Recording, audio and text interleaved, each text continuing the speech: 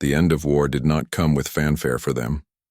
It came in the quiet moments, in the creak of a library door, the whisper of pages turning, the first unguarded smile exchanged between captor and captive. Years later, when these women were asked what had changed them most, they did not speak of rations or lectures. They spoke of permission to think, to question, to feel without fear. In that freedom of mind, they rediscovered what their nation had lost long before defeat: humanity. Freedom, they learned, was not a gift that arrived with liberation. It was a discipline, one that demanded courage, honesty, and humility. For years they had believed obedience was strength. But inside those American camps, they saw that the truest strength was moral independence. The power to read what you wish. The right to disagree without fear. The ability to see truth and still face it. When they returned home, those lessons became the invisible architecture of a new Germany. Not the kind rebuilt by brick and steel, but one reconstructed from thought, from conscience. The same women who once served a system that silenced them would raise children who grew up reading freely, questioning authority, voting without fear. That quiet inheritance, born behind fences, became the foundation of democracy's survival. History often remembers the wars won by armies, but it forgets the wars won by ideas, the invisible victories fought in classrooms, libraries, and human hearts. In the end, the story of those women is not one of defeat or redemption, but of awakening. Their captors had taken their freedom, only to return it in a form far stronger, the kind that no regime could ever again destroy. And in the fading echoes of that war, among ruins and rebuilt streets, their story endures, a reminder that, even after the darkest years, the light of thought once rekindled can outlast any empire. Before the photographs reached the camps, the world had already begun to split into two moral landscapes, one built on survival, the other on self-expression. Japan in the 1930s had shaped its people into instruments of empire. The nation's propaganda machine glorified loyalty above emotion, obedience above curiosity, and silence above individuality. From the classroom to the battlefield, every aspect of Japanese life was guided by the ideals of Bushido, the warrior's code. Even women, though distant from combat, were woven into this moral structure. They were taught to serve, to endure, and to never question the empire's truth. In schools, girls were told that their worth came from their ability to sacrifice, that their beauty was in modesty, and that their voices were not to be raised unless in prayer or duty. By 1941, Japan's war with the West had become not just a military campaign but a clash of civilization. Propaganda posters in Tokyo depicted Americans as indulgent and weak, consumers of pleasure enslaved by greed and excess. Hollywood, to the Japanese imagination, was a symbol of everything morally corrupt about the West. Vanity, temptation, immorality. Films were banned, American music silenced, and any image of Western femininity was condemned as dangerous, indecent, and unworthy of a disciplined society. The idea that women could laugh freely, wear makeup, or speak to men as equals was considered a symptom of moral decay. The empire's strength, the press declared, came from purity and restraint. Yet even as Japanese women absorbed these lessons, their reality was harsher. The war consumed them. Nurses followed troops into jungles and islands, facing death and disease without recognition. Civilian women worked in ammunition factories until exhaustion hollowed them out. Mothers sent sons to die with tears they dared not show. And when defeat finally came in 1945, it came not just as a military collapse, but as an emotional one. The empire that had promised honor had left its people starving, burned, and broken. The women of Japan, like the soldiers who surrendered, carried an invisible burden of shame. They had lost not only the war but the moral world they had been told to protect. When American occupation forces began processing Japanese prisoners across the Pacific, in the Philippines, Guam, and later Japan itself, they encountered these silent survivors.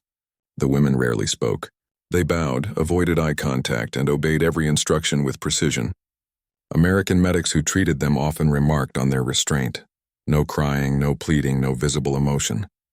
It was as if their souls had been trained to disappear behind discipline. And then came the campaign of re-education, a program unlike anything seen before in modern warfare. The U.S. and Allied occupation forces understood that defeating Japan's ideology meant more than military victory. It required dismantling the cultural foundations of its obedience. American officers began distributing magazines, photographs, and short films, glimpses of life in a democratic society. Among these were clippings from Lifetime and Hollywood Reporter, showing women driving cars, walking freely in cities, and smiling beside men without fear. At first, the Japanese women didn't know how to react. The images were alien. Women with curled hair, painted lips, and open laughter. They looked too confident, too self-assured, almost defiant. Many prisoners believed the photographs were propaganda, staged to mock their suffering. Others whispered that these women must be immoral, corrupted by victory. But slowly, as they studied the faces, the ease in their expressions, the warmth in their posture, a subtle realization began to form. These women weren't ashamed of themselves. They weren't hiding. They were free. To the Americans, these photos were simple morale items. To the Japanese women, they were revelations. For years, they had lived in a nation where emotion was censored and individuality was a threat. But the photographs showed something they had never seen, that strength could exist in softness, that freedom could coexist with femininity. In camps like Bilibid and Los Baños, Red Cross volunteers often handed out magazines to occupy the prisoners' time.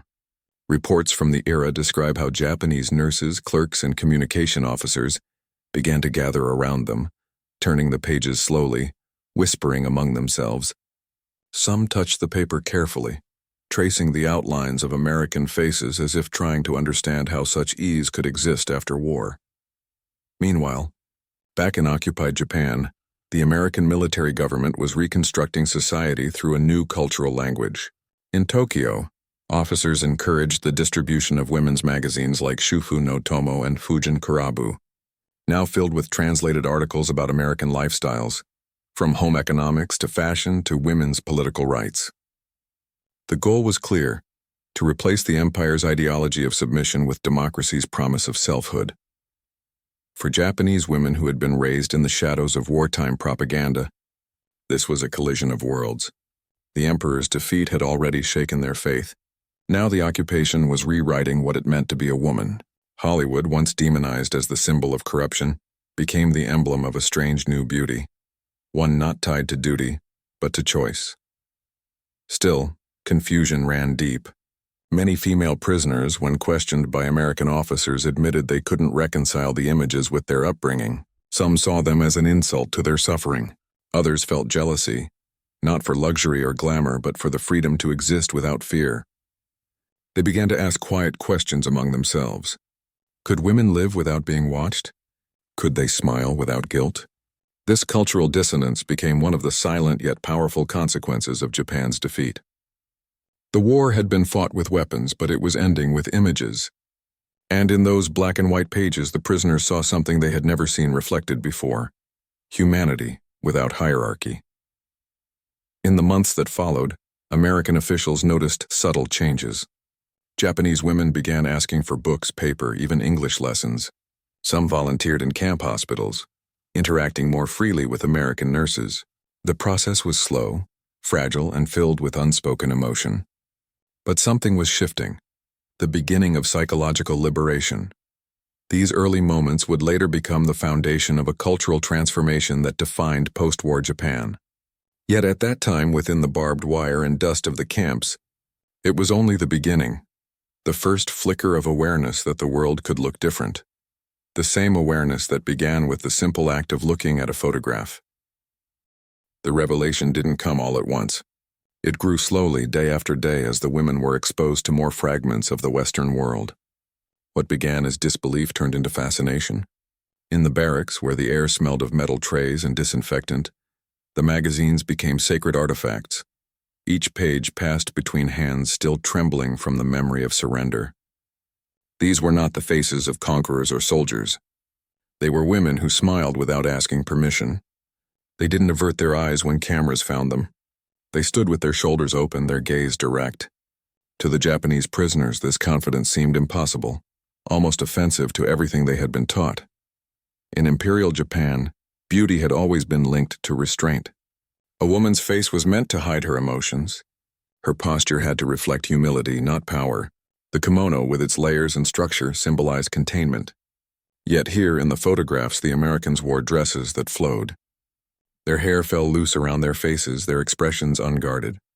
Even the act of holding a cigarette, casual, almost indifferent, looked like rebellion. The Japanese nurses whispered among themselves, "How can a woman be unashamed?" The question lingered like smoke, unsettling but intoxicating. The Americans who brought these materials into the camps likely didn't understand their effect. For them, it was part of the broader campaign of re-education, a soft weapon meant to humanize the enemy and promote democratic ideals. But for the Japanese women, it wasn't politics they saw. It was humanity in its most raw and unfamiliar form. Some cried without knowing why. Others avoided looking too long, afraid of what they might feel.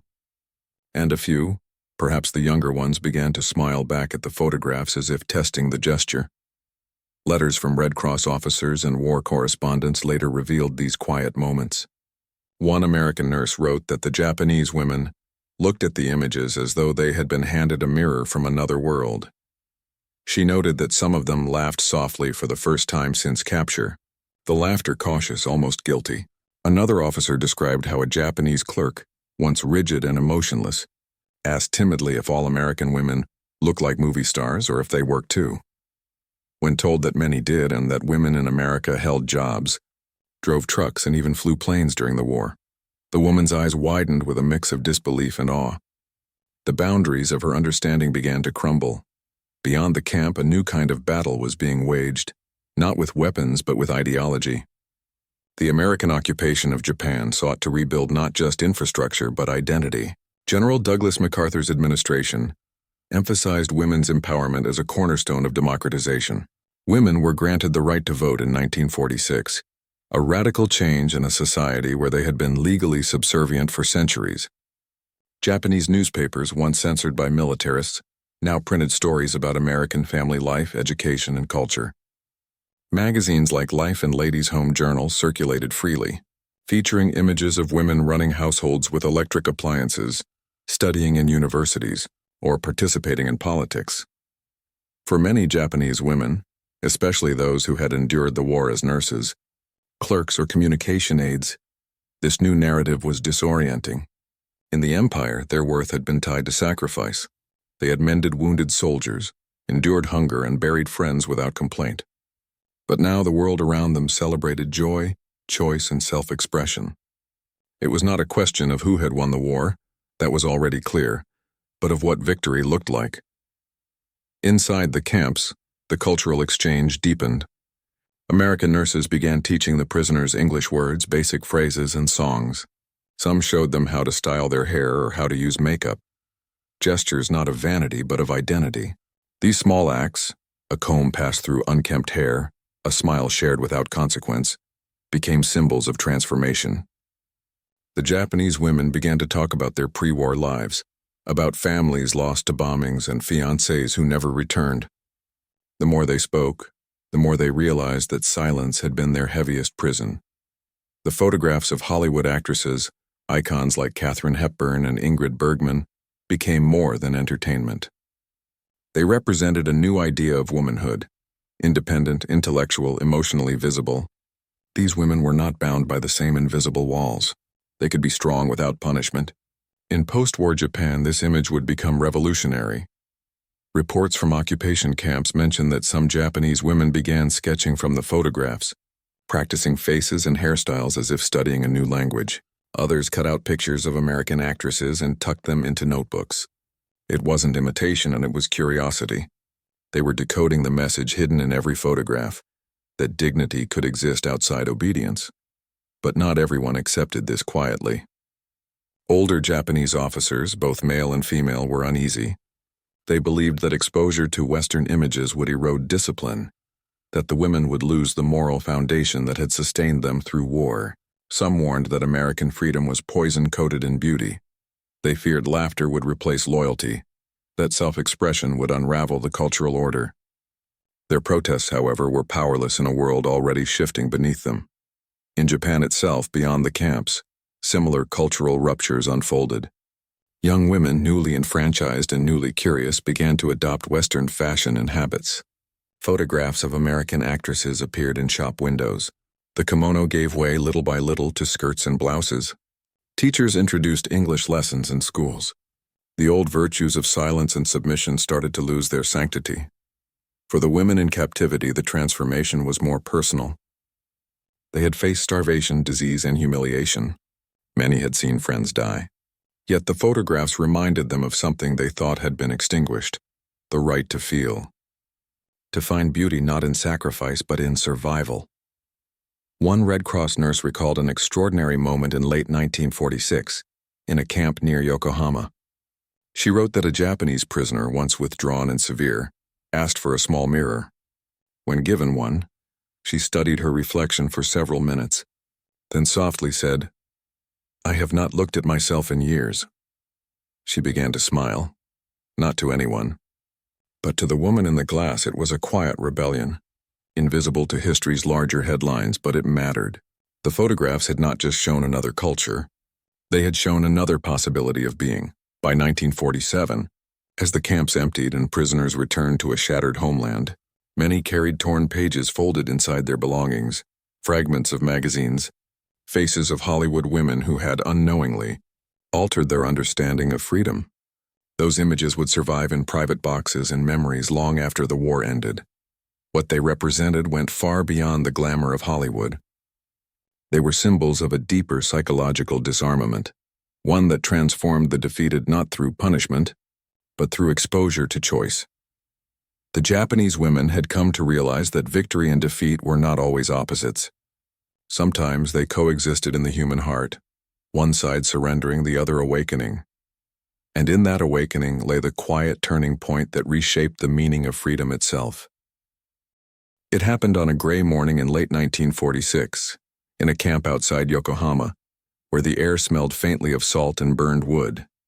The war had been over for more than a year, but the ruins still stood like open wounds. Rows of women in faded uniforms were being assembled for inspection, not by soldiers this time, but by representatives from the Allied occupation's Cultural Re-Education Division. They carried not rifles but film projectors, reels, and photographs, tools of a new kind of victory. A portable screen was raised in the yard. The women sat on wooden benches, their hands folded neatly in their laps. For most, it was the first time they had seen a film since before the war. A simple American short reel, meant for morale, women working in factories, driving jeeps, marching in parades, laughing over lunch with men in uniform. The images flickered on the screen, and for a moment no one breathed. The silence wasn't from confusion. It was from disbelief. There were women in trousers, moving freely without permission or apology. They were loud. They smiled. They looked directly at the camera as if daring the world to look back. To the Japanese prisoners, raised under a regime where a woman's worth was tied to her obedience, it was as if the screen had torn a hole through reality. One of the women, a former nurse from Okinawa, covered her mouth. Another whispered under her breath, "Impossible." The American officer, unaware of the emotional storm unfolding, explained through an interpreter that these were war effort films, documentation of American women contributing to victory. But for the Japanese captives, the message landed deeper. These were not merely women working. These were women commanding their own existence. The turning point was not a single frame, but a realization. The women on screen were unafraid. Fear had been the foundation of Japanese womanhood during the war. Fear of failure, fear of shame, fear of dishonor. It had shaped every movement, every silence. But in those flickering images, fear was absent. There was laughter instead. Confidence, a casual defiance that no military training could produce. That day, when the projector clicked off and the film reel ended, the camp stayed quiet. The officer asked if anyone had questions.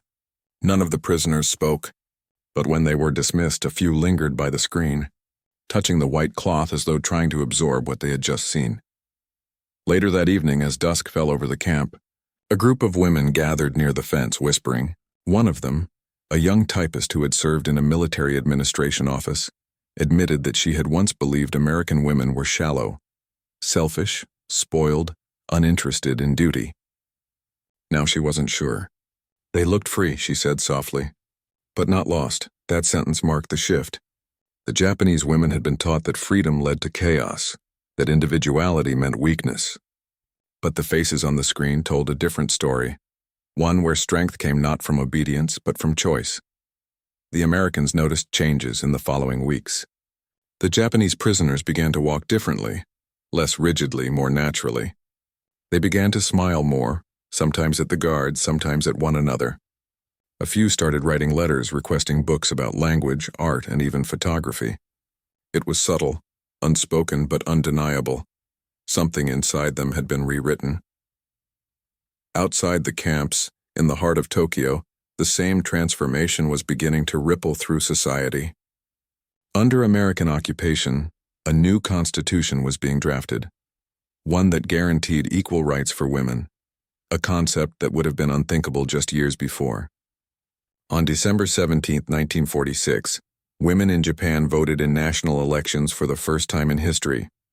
In the newspapers, photographs of women standing in line at polling stations replaced wartime posters of them waving flags for the emperor. The contrast was stunning.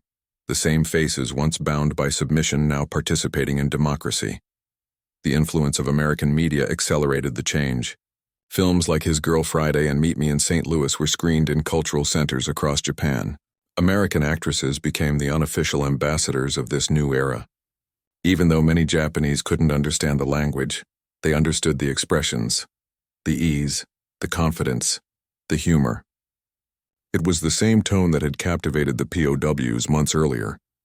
In the camps, the photographs continued to circulate. By now they were wrinkled, torn, and faded from being passed through so many hands, but the women still looked at them, not as symbols of defeat, but as reminders of what could be rebuilt.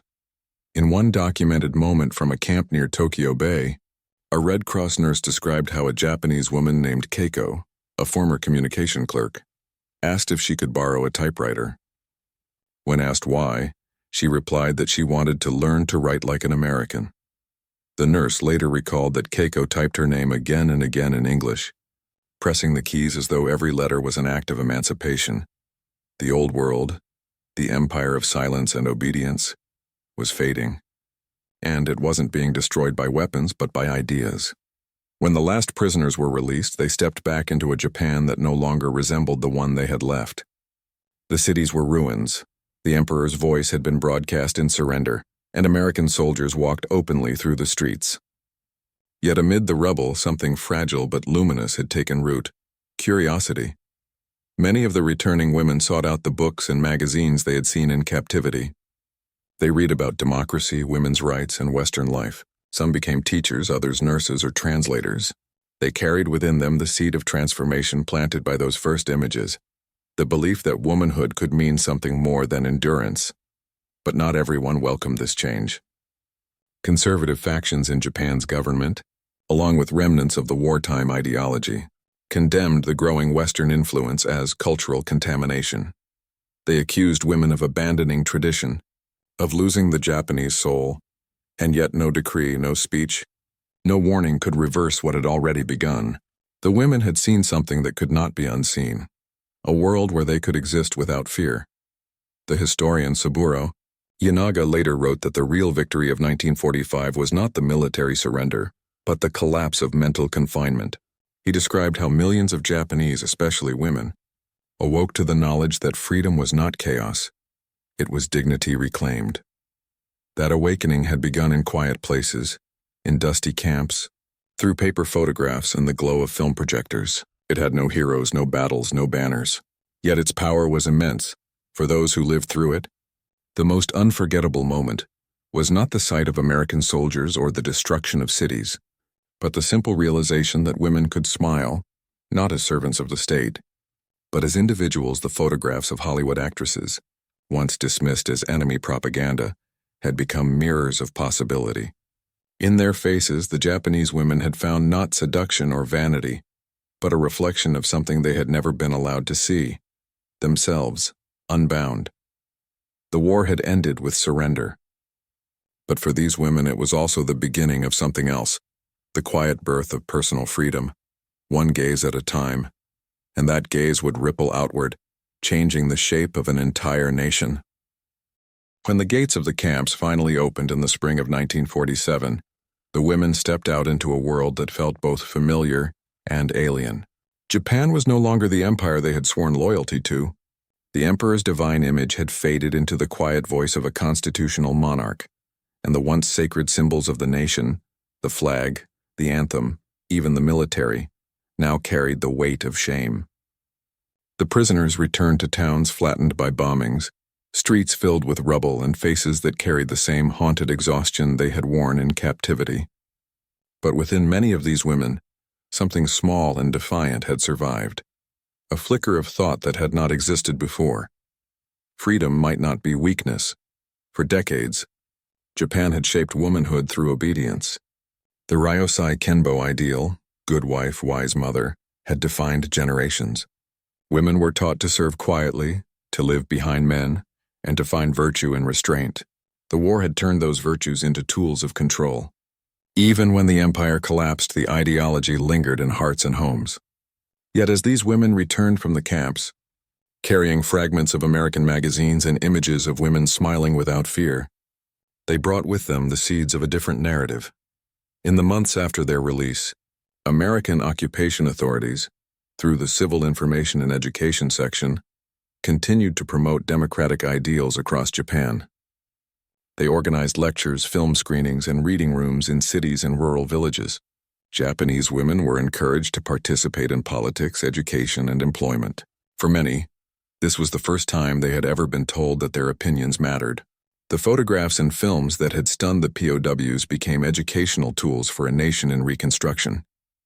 American women serving as nurses, teachers, and correspondents became living embodiments of the new message: confidence without arrogance, compassion without submission. Reports from that period describe a slow but visible transformation. Women began walking to work without bowing their heads. They spoke more openly in markets and schools, even at home. Some cut their hair short, inspired by the practical style seen in American magazines. Others began wearing Western clothes not as imitation, but as an assertion of comfort and independence. What began as cultural adaptation soon became emotional liberation. Still, the change came at a cost. The men returning from the war, humiliated by defeat and stripped of the empire's ideology, struggled to adjust to the shifting roles around them. Many had been taught that masculinity was defined by control and dominance. Now their wives and sisters spoke with voices they had never used before. Tensions rose within families.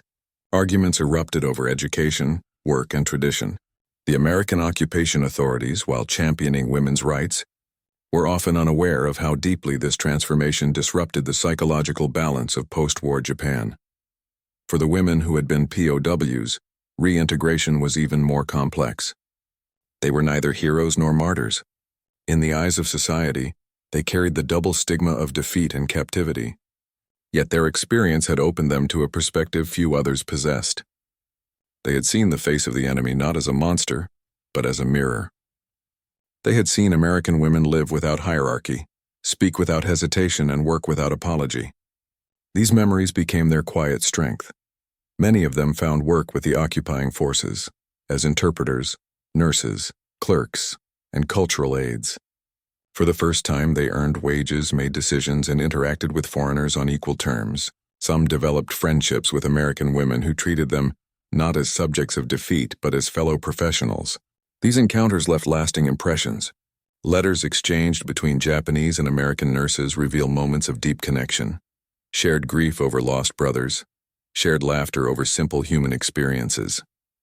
In those interactions, the ideology that had once divided them began to dissolve. The press began to reflect this shift. Newspapers published features on the new Japanese woman, highlighting figures like Shizue Kato, a pioneering feminist and politician, who spoke openly about women's rights and democracy. Radio programs introduced discussions about education, employment, and marriage equality. Even fashion became political. The kimono, once a symbol of national pride, now coexisted with Western dresses as a sign of personal choice. Yet beneath the surface, A quiet, emotional battle continued. Many older women, raised under the imperial system, found it difficult to reconcile their past beliefs with the new order. They admired the freedom they saw but felt disloyal embracing it. The younger generation, however, had no such hesitation. They absorbed American influence through films, literature, and music, reshaping it into something uniquely Japanese. They learned to smile not out of imitation, but out of rediscovery. For the former prisoners, this cultural rebirth carried an even deeper significance. They often gathered privately, not to talk about the war, but about what they had seen after it. The photographs that once shocked them had become symbols of memory. Some kept them folded in diaries or hidden between pages of books. One surviving account tells of a former Japanese nurse who, years later, showed her daughter a worn clipping of an American actress. She told her, "This was the first woman I saw who looked happy without permission." In the 1950s, as Japan began its rapid recovery, the psychological transformation that had started in those camps quietly fueled the nation's modernization. Women entered universities, joined the workforce, and began to redefine family structures. The image of womanhood changed, no longer solely bound to duty but tied to dignity and purpose. American cultural exports, from movies to literature, continued to shape ideas of freedom and individuality. Yet over time, Japanese women infused these influences with their own values, creating a balance between modern independence and traditional grace. Historians later identified this period as a cultural rebirth, not through rebellion, but through quiet assimilation. The American presence had introduced the possibility of choice, but it was the Japanese women themselves who carried it forward, reshaping it into something sustainable. The freedom they learned did not erase their heritage. It transformed it. Still, for many who had lived through the war, memories of that first encounter with the photographs never faded. They remembered the shock, the confusion, the almost painful beauty of seeing women unafraid. It was not about Hollywood, nor glamour, nor politics. It was about witnessing the humanity they had been denied. Some decades later, Japanese writers and filmmakers began revisiting this era. Films like 24 Eyes and Sandokan No. 8 captured the tension between tradition and modernity, between silence and awakening. The stories echoed what those women had felt in the camps, the discovery that emotion was not weakness and that dignity could survive even in defeat. By the 1960s, the daughters of those former POWs were entering universities, joining feminist movements and writing essays about freedom and gender equality. They had inherited not the ideology of the empire, but the quiet defiance of women who had once sat before a flickering projector and seen their world rearranged by a beam of light. The irony of history was that what began as American psychological warfare became, for these women, a form of personal salvation. The propaganda that had been meant to re-educate instead reawakened. The war had taught them submission. The peace had taught them selfhood, in the end. It was not the military occupation that changed Japan most profoundly, but the silent exchange between women, those who carried cameras and those who carried memories. Between them, without treaties or armies, they forged the beginning of understanding. And in the dim, grainy photographs passed through trembling hands in the ashes of war. One truth remained: freedom once seen could never be unseen. Years later, when the ruins had turned into skylines and Japan's cities once again glowed with life, the memory of those early post-war encounters remained like an invisible thread woven into the nation's consciousness. The women who had once been prisoners were old now, their hands wrinkled, their eyes soft with time. Yet when asked about the moment they first saw the photographs of American women, the laughter, the confidence, the ease, they described it not as humiliation, but as awakening. That revelation had broken something deep within them, not faith, not loyalty, but fear.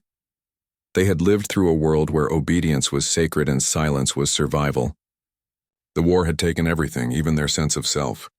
But in those small glimpses of American life, they saw proof that womanhood did not have to mean invisibility.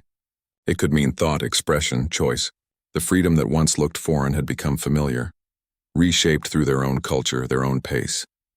It was no longer an American gift, it was a human right reclaimed. The scars of the past never vanished, but they became lessons. Japan's new generations grew up knowing a world where women could study, speak and lead. The faces in those wartime photographs had long faded, yet their meaning endured in every young woman who walked through university gates, cast her first vote, or smiled into a camera without asking permission. And so, history came full circle, not in victory or defeat, but in understanding. The war had divided nations, but in its quiet aftermath, women on both sides had unknowingly built a bridge, one made not of treaties or weapons, but of empathy. The Japanese women who once trembled before those images had learned the simplest and hardest truth of all. Freedom begins the moment you stop fearing yourself.